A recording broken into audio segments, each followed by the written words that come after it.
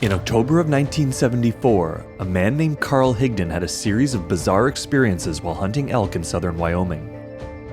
He was taken aboard a strange transparent craft before being literally dropped back down to Earth in a state of utter confusion. Carl's case is significant not just for its fantastic narrative elements, but for the fact that it appears to have been an aborted disappearance. In this way, it may tell us something not just about UFO abduction experiences, but about a subset of missing persons cases with which they might share a cause. In October of 1974, Carl Higdon was 40 years old and working as an oil driller for AM Well Service in Riverton, Wyoming. On Friday, October 25th, he had an unexpected day off, so he decided to go elk hunting. He packed his new 7mm Magnum rifle and headed south towards McCarty Canyon, which is around 40 miles, or 64 kilometers south of where he lived in the small city of Rawlins.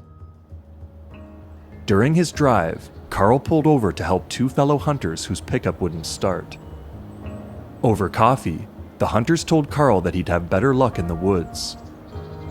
Carl took their advice and headed to the northern edge of Medicine Bow National Forest.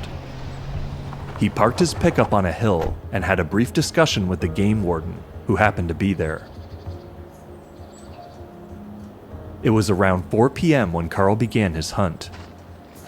He walked less than a mile into the forest when he arrived at a clearing. He noticed 5 elk a few hundred feet away, all entirely still.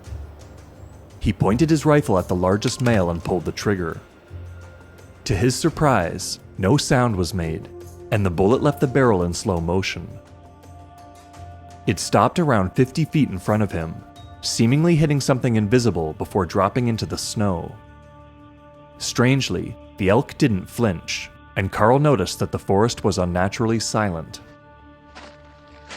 After retrieving the bullet, Carl noticed a large transparent box on the ground that was 5 feet high, 5 feet wide, and 7 feet long.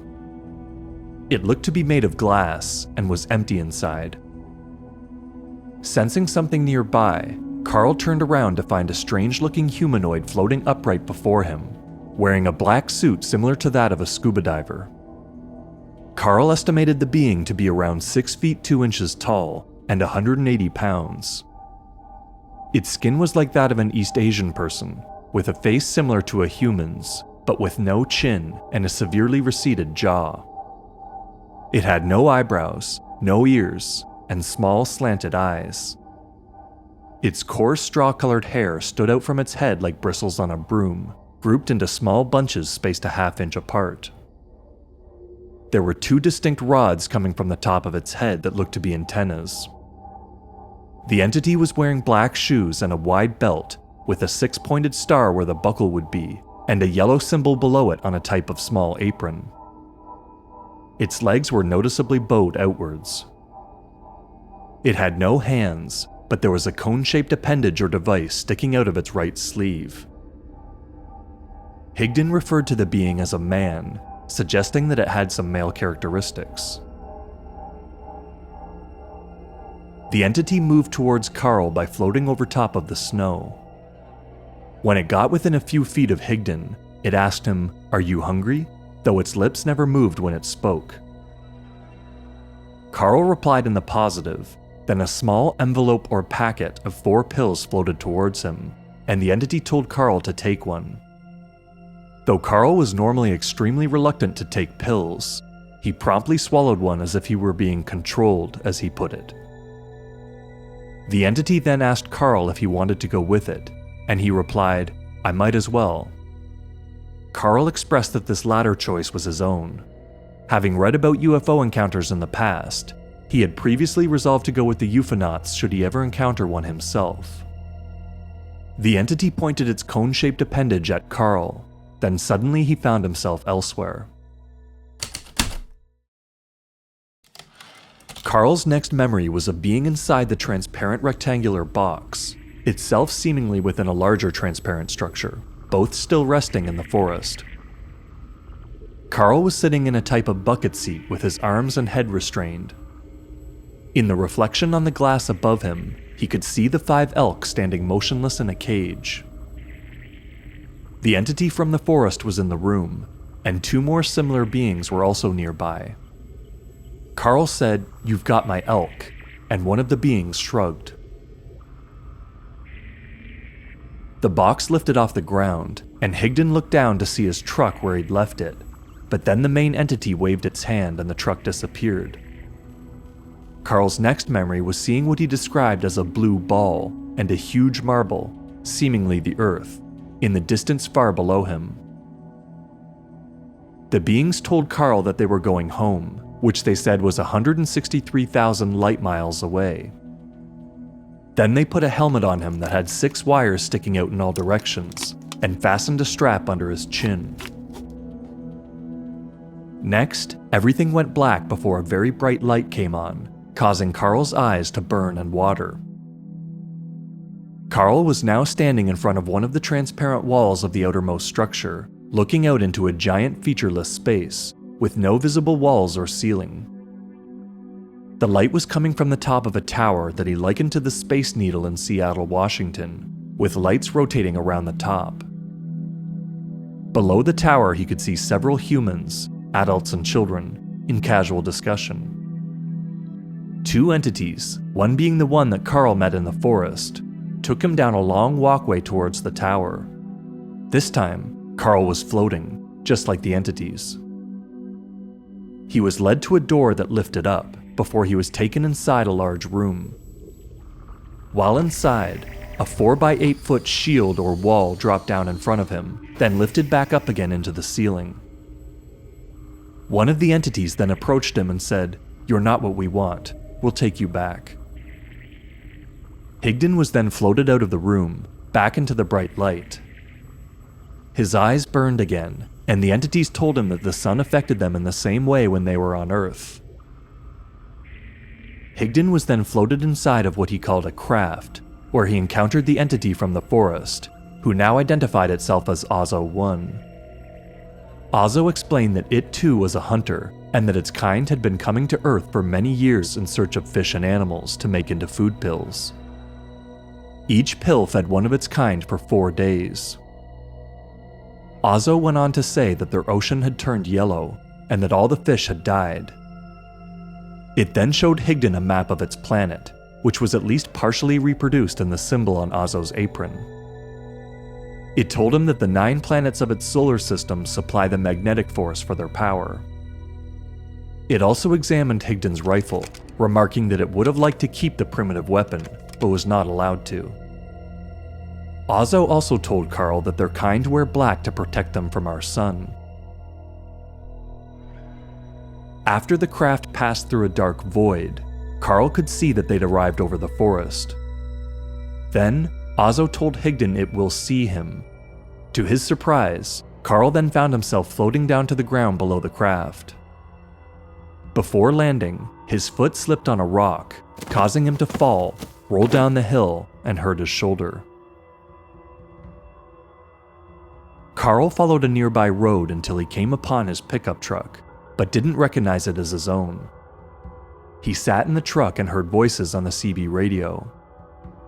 After figuring out how to use it, he managed to connect with someone who turned out to be his boss, Roy Fleming. Fleming asked for his name and location, but in his confused state, Carl was not able to give either. "I don't know. I'm so cold." He simply declared that he was in a pickup with a funny stick in the middle, despite having learned how to drive stick shift as a youth. It was around 6:30 p.m. when Fleming first heard from Higdon. Carl's wife, Marjorie, returned from work around 4 p.m. with a growing uneasy feeling and an urge to get to her husband, and was soon alerted to Carl's distress call on the CB.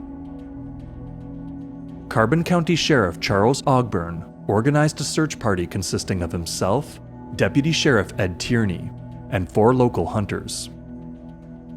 Marjorie called her friend Marilyn James, whose husband, Don, took them out in his truck to help the search. Due to the muddy roads, the sheriff's team had great difficulty reaching the area where they suspected Carl's pickup to be. Marjorie and company were told to stay on the hill and await further command. After a long wait, Marilyn felt the truck moving, before excitedly pointing to a large moving star that was changing colors. Everyone in the vehicle then watched for around 20 minutes as the light moved in a large arc while flashing brightly, switching color from red to green to white. The search party announced that they'd found Carl around 11:40 p.m. His truck was found roughly 3 miles from where he'd originally parked it, stuck in a mud hole, with no tire tracks leading to the site. While waiting for the searchers to return to the forest gate, the trio noticed that a big, bright red-orange light was rising on the eastern horizon, which they took to be the sunrise. They only realized how unusual it was after seeing the real sunrise later that morning. When the search party returned, Marjorie immediately noticed that Carl was still in a confused, amnesic state. He had difficulty talking and didn't recognize her. Marjorie tried speaking to him, but he only looked back as though he were looking through her, in Marjorie's words. Asked if he shot an elk, Carl looked up through the windshield and said, "They took my elk. They took my elk," in a type of sing-song voice, as Marjorie described it. Carl was visibly cold, so she tried to drape her coat over his shoulders, but he pulled back in fear, crying, "Don't touch me!"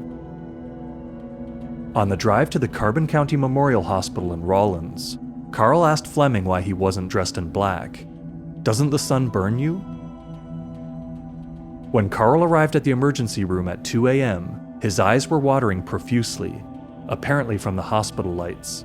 His shoulder was in pain, and he repeatedly asked for his pills that float to you. No bruises, bleeding, or broken bones were found. Test results detected no drugs in his system. Dr. R.C. Tonko determined Carl was experiencing amnesic shock.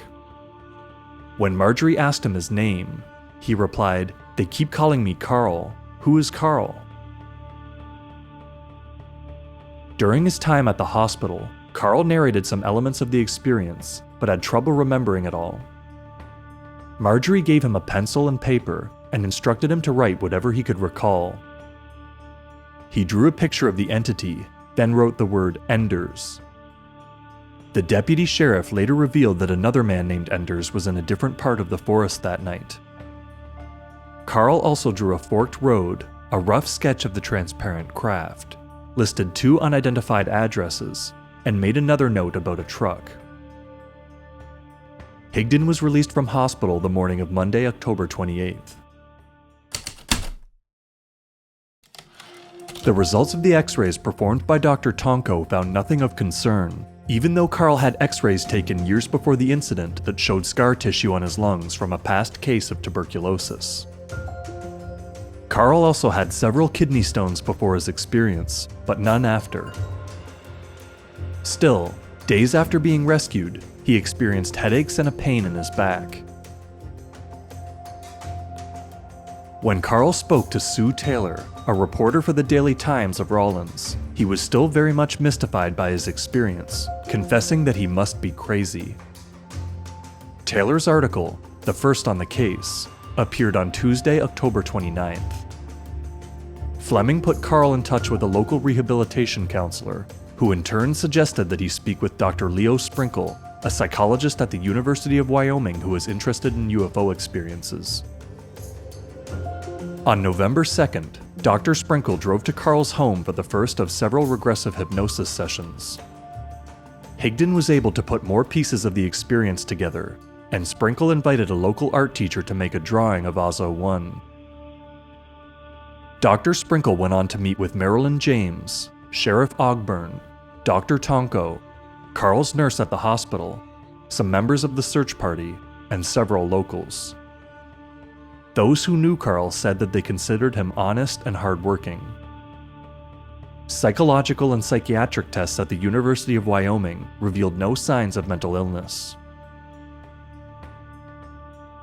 One evening, Carl suggested to Marjorie that they go out for a drive with their son. Carl drove a few miles south of town, taking a dirt road up a hill, seemingly knowing where he was going.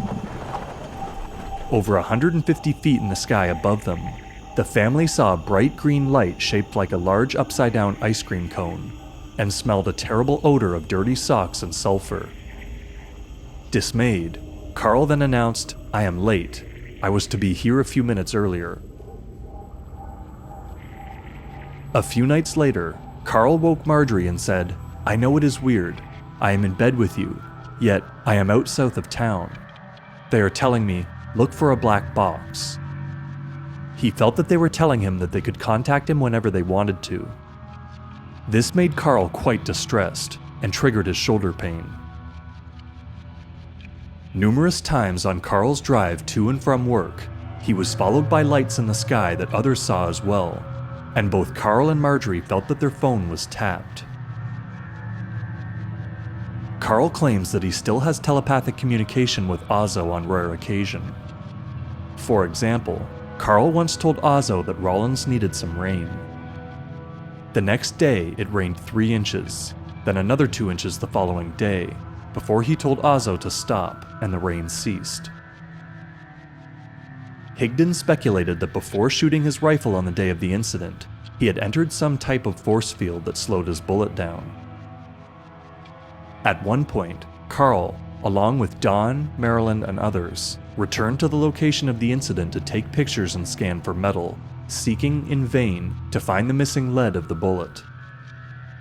At the spot where the transparent box had sat, they noticed that nearby leaves were burnt, and some trees in the area had strange weathered carvings. The bullet was examined by investigators led by Dr. Walter Walker, a metallurgy consultant for the Aerial Phenomena Research Organization, or APRO. Walker could only conclude that it hit something hard to turn it inside out. The bullet was also later examined by a metallurgist at the University of Wyoming. Sometime after, the bullet disappeared from the university's safe.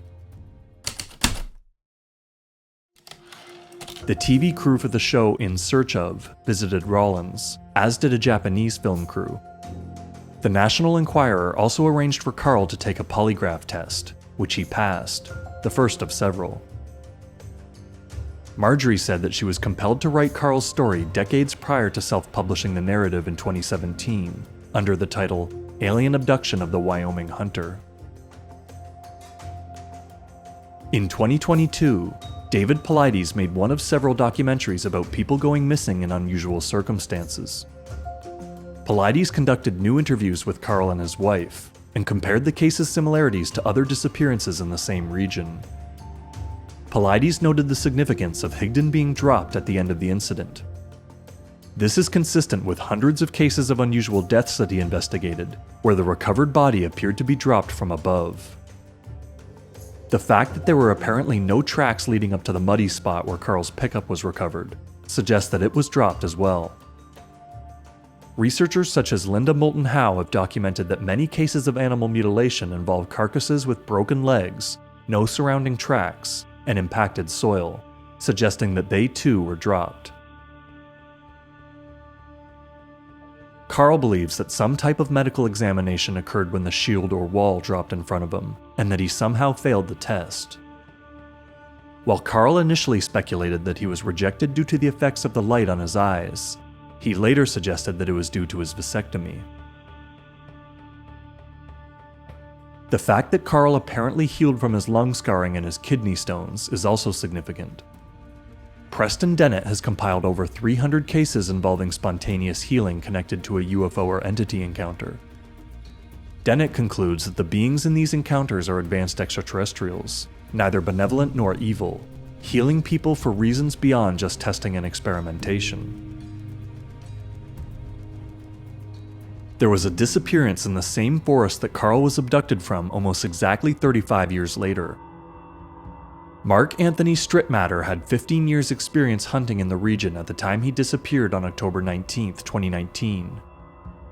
Similar to Higdon, the spot Mark disappeared from happened to be an area he'd never hunted in before. Interestingly, at the conclusion of a previous hunt, Mark saw a black UFO that followed him for a time. Like Higdon and many other missing persons, Mark was of German ethnicity, but never had a vasectomy. Ufologist Jacques Vallée has noted that many historical encounters with fairies, elves, and other mythical creatures involve the experiencer being offered some type of food. In several such cases, people who cooperate with the fairy folk are rewarded with an inexhaustible food supply. At the same time, Irish tradition holds that if you take food from the fairy world, you become a fairy yourself and never return to the mortal realm. There are many other UFO-related entity encounters on record that involve the beings floating over the ground or otherwise moving about in a very unusual way. For example, the creatures that emerged from the craft at Pascagoula, Mississippi floated out of their craft, and the so-called goblins at Kelly Hopkinsville hovered over the ground by swaying their hips back and forth. Another unusual detail is the fact that Ozzo measured the distance from his planet to Earth in light miles, rather than light years. Many UFO abduction experiences contain absurd elements like this. For example, the Italian abductee Pier Fortunato Zamfretta claimed that giant gilled aliens told him that they came from the third galaxy, an extremely simplistic and astronomically meaningless description. Reading Higdon's account, it is easy to infer that he was meant to be taken away forever, but was unexpectedly rejected. It may be that some people who have gone missing under unusual circumstances were abducted in a similar manner and simply not returned again. In other words, the kinds of missing persons cases investigated by David Paulides may be due, in part, to the same phenomenon responsible for many UFO abduction experiences and other anomalous entity encounters. Whatever reason his abductors had for rejecting Carl, it may very well have saved his life.